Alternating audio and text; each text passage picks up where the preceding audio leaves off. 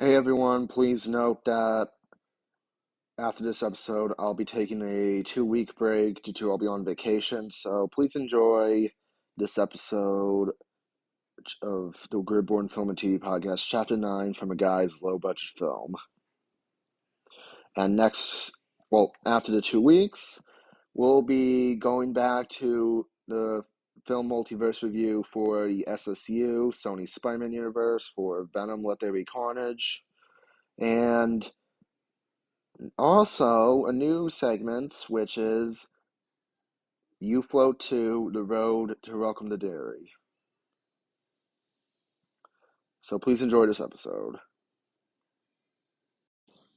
What's going on, guys? This is Gridborn here with a new episode of the Gridborn Film and TV Podcast, which in today's episode we'll be reviewing a Golden Raspberry Award-winning film, Zeroville, directed by James Franco, the first MCU on ABC series, Agents of S.H.I.E.L.D., and last segment is the Christopher Reeve Superman film, going from all the way to Superman Returns, featuring Brandon Routh, or however I pronounce his name. And just to give our users a notice, I am taking a 2 week break due to I'll be on vacation. So, hope you enjoyed this episode, plus an upcoming bonus episode. So, please enjoy. Today we review Zeroville, a film based on... Actually, no, what I meant was a film directed by James Franco based on a 2007 novel of the same name by Steve Erickson, with James Franco having Elizabeth Taylor, I think, and Montgomery Cliff on the tattooed on his forehead. So, I'm going to give you a recap on the film, or a plot synopsis. A young excommunicated Samaritan named Viker arrives in Los Angeles on August 9th of 1969 after briefly suspected of complicity in the Tate LaBlanca murders, which occurred the same day. Viker takes a job at Paramount Studios, where he meets film editor Dottie Langer. Dottie senses potential in Viker and introduces him to a studio executive known as Viking Man, and only Viking Man. Viker and Viking Man attended a Hollywood party where Viking meets actress Soledad Paladin, whom he feels he has seen before. Well, even though James Franco got nominated for Worst Director, Worst Actor, and Seth Rogen got nominated for Worst Supporting Actor. Bad job, man. Bad job. When Viker shows talent for editing, an electric singer producer named Rondell hires Viker to edit some of Soledad's latest films. As Viker becomes more involved in the industry, he becomes obsessed with the idea of a secret movie pieces which lie inside every film ever made.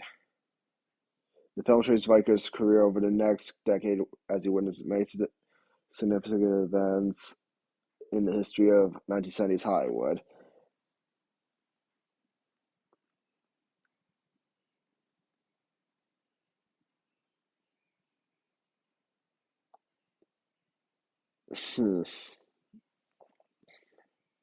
Well, to be honest, I kind of disliked the film anyway. Like, to be honest, it was boring. Like, I was really excited for it when I got into R-rated films. To be honest, I was really excited for that film. I couldn't stop, watching the trailer. So I tried anyway, so fair enough. I mean, it did fail, did it? Like, my worst fear about movies is I hate movies that did poorly so much at the box office. Forgive me. Okay, so our next segment is we review the first MCU series, and I mean Marvel Television, not to air on Disney Plus, which originally aired on ABC, which is Marvel's Agents of S.H.I.E.L.D. Well, first of all, it's like the series that took place like after the first Avengers movie with what Agent Coulson quoted, or Clark Gregg, Tahiti. A magical place or drug, I think. Fair enough. So, we're going to be reviewing episodes 1 and 2, and for future episodes, I'm going to invite my brother Zach for the WandaVision recaps, The Road to Agatha All Along, where we will be reviewing all episodes of WandaVision, the miniseries, and on the Sunday before September 18th, we will be reviewing Doctor Strange in the Multiverse of Madness, where we last saw Wanda. So anyway, let's get to it.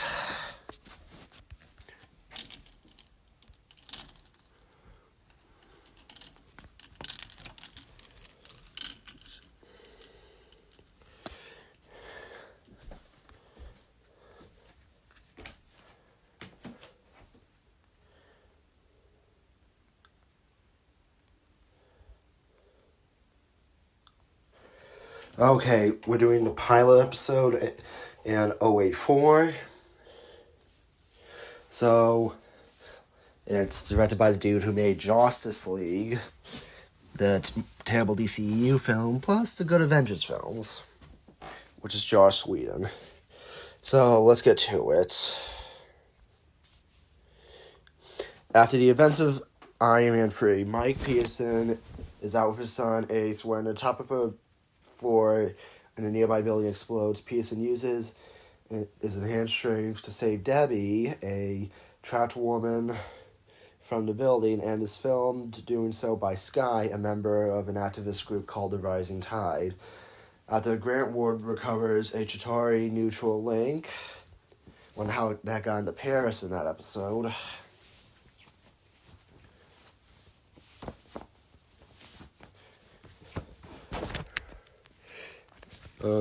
By dealer named T. The Chat.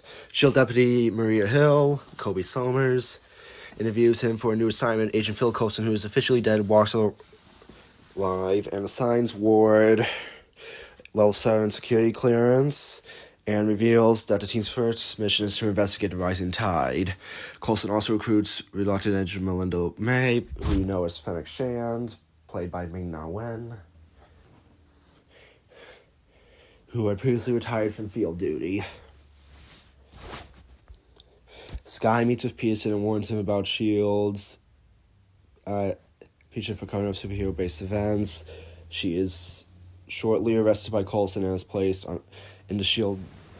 team mobile base of operations, which is known as the Bus, but I'm not going to go in full detail of the plane. She reveals her limited knowledge of the mysterious Project Centipede and the location of the explosion. Agents Leo Fitz and Jenna Simmons. Oh, sorry about that, I hit the dresser.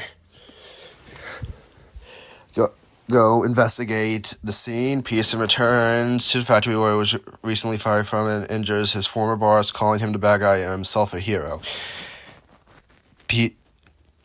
Pearson then visits the woman he saved in the hospital who was actually the doctor that gave him abilities. Oh no, what the hell is this? A fucking twist? Implanting the centipede device on his arm, she warns him against revealing his abilities to the public, which was Extremis all along, the one that Guy Pearce used in Iron Man 3. Pearson adopts Sky and makes her delete his and Ace's personal information from the government systems. Though she manages to warn the team at the same time, the two are tracked at a train station by Coulson's team and gunmen sent by Pearson. And Dr. May take out the gunman. Ward shoots Pearson with an advanced stun gun. developed by Fitzsimmons, which stabilizes his extremis. Afterwards, Coulson offers Sky a place on the team where he's called for an 084 comes in. So we're moving on to the second segment, and following this, we will review the first Christopher Reeve Superman film, which when I get back on my 2-week off time on vacation, we're going to do this reverse, which Superman 3 and Supergirl were terrible movies. So my idea is to review those first, since they're so fucking bad. And the next Agents of S.H.I.E.L.D. episode we will be reviewing is 084. And on October 1st,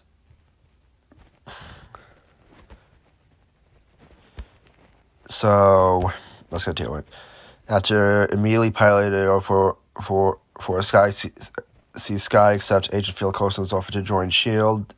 team as a consultant, though Agents May and Ward opposed to her activist background and lack of S.H.I.E.L.D. training. Coulson believes that Sky could be an asset. The team travels to Peru to investigate an 084, which is an object of unknown origin.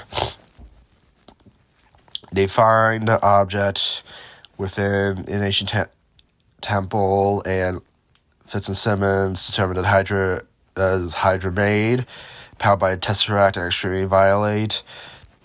The Peruvian government, led by Camila Reyes, a former colleague of Coulson's, when they are attacked by local rebels, the S.H.I.E.L.D. agent soldiers escape with a weapon that's weapon to the plane that serves as the agent's mobile base. Even though Coulson and Reyes did bang. En route to S.H.I.E.L.D.'s facility, tensions among the agents are high due to poor communication during the flight. This concerns Reyes, who decides to double cross to Coulson and Security 084 for her government. Together, the agents devise a plan to activate the weapon by blowing a hole on the bus.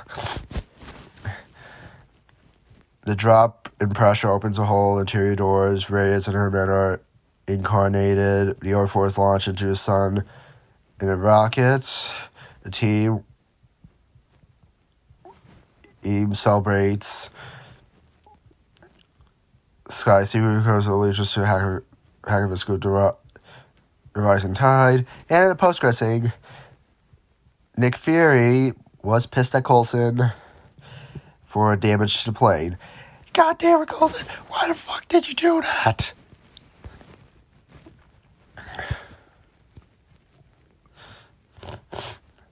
So that's episode 2 of Agents of S.H.I.E.L.D. And our last portion of today, we'll be reviewing the first Superman film, which is Superman, the movie. And then for future episodes, we're going to do the bad ones first, even though that maybe might spoil some things for me, don't know. And then we're going to go with the last parts, which is the true cut, Superman 2, the Richard Donner cut, and Superman Returns with Brandon Routh and Frank Underwood.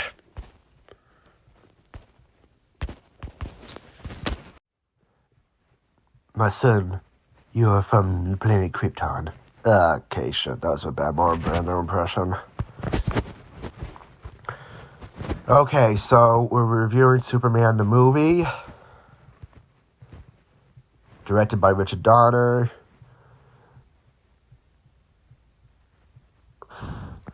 And with the cast of Christopher Reeve, who we last saw in the DCEU film The Flash, which we're reviewing his backstory, Gene Hackman, and Jor-El, played by Marlon Brando.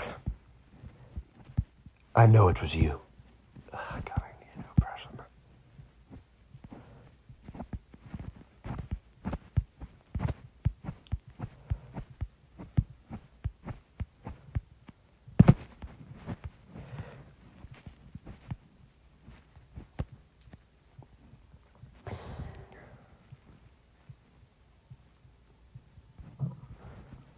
Okay, so let's give you a recap.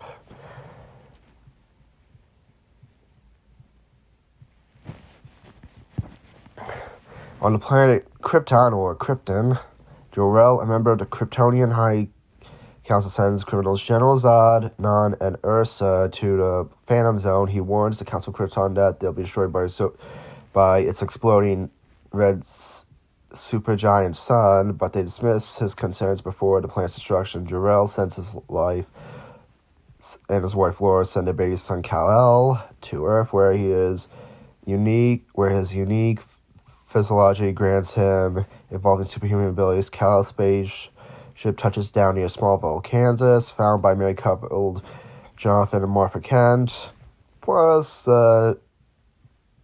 Superman's baby Twigs and Berries. Why would they add that in a PG film, even though it's PG-13 in the 80s? Who are astonished by the infants when the infant Superman lifts their truck. They adopt him, name him Clark. As he grows, by his powers, Jonathan believes Clark was sent to Earth for a special purpose or reason. After Jonathan dies from a heart attack, a teenage Clark discovers a green crystal in his spacecraft remains. This leads him to the Arctic, where he constructs the Fortress of Solitude. Echoing Krypton's design, inside, Jor-El's hologram reveals that Clark's heritage and trains him for 12 years, emerging in a blue and red suit and the House of El crest. He is cautioned against changing human history. At the Daily Planet Metropolis, Clark becomes a reporter and is drawn to Lois Lane. After saving her from a helicopter accident, he uses powers in public of acts of heroism, gaining immediate fame as the Caped Wonder. Perry White, the Daily Planet Chief seeks more information on his new hero. This new hero. Clark later lowers, taking on a flight leading to his coin name Superman. Meanwhile, criminal mastermind Lex Luthor, played by Gene Hackman, discovers a joint U.S. Army, U.S. Navy missile test pilots to target the San Andreas Fault with reprogrammed missiles, though one is misdirected by his bumbling assistant Otis, suspecting Superman's interference. Lex identifies a Kryptonian meteorite lethal to Superman with Otis and his girlfriend Eve Tessmacher. Lex retrieves it and traps Superman in his lair, revealing his plan to sink the western U.S., making his desert land prime coastline. He weakens Superman by using kryptonite, or how they say it in the 70s, kryptonite. Okay, I need to understand that. And informs him of a misdirect missile set for Hackensack, New Jersey. Concerned for his mother in Hackensack, Tessmacher frees Superman, urging him to first stop the eastbound missile. He sends it to space, but the missile's westbound missile, which triggers severe earthquakes in California, endangering the Golden Gate Bridge, Hoover Dam. Superman counteracts the devastation by the fault line as Superman rescues the others. Lois gets trapped in a car by an aftershock, suffocating before he could save her. Distraught and enraged over his failure to save Lois, Superman ignores Jor-El's warning. Again, altering history, heading Jonathan's belief in his purpose. He flies around Earth, reversing time to prevent Lois' death and the missile's destruction. After saving the West Coast, he imprisons Luthor in Lois' den and soars into the sunrise.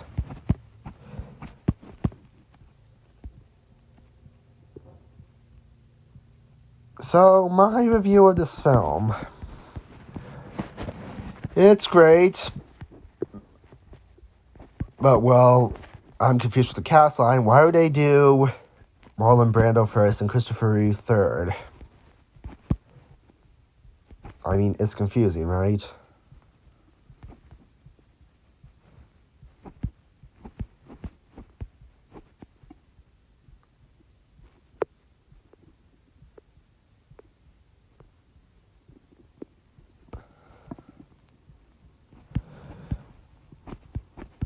Okay, so next we are now going to But just now next, I am gonna take a 2-week break. I'll be on vacation. So, in the meantime, there's a bonus episode where I review the Marvel Cinematic Universe film Eternals due to their connections with the upcoming MCU Blade film. Which, please, can that movie get a director? Hope you enjoy. Bye.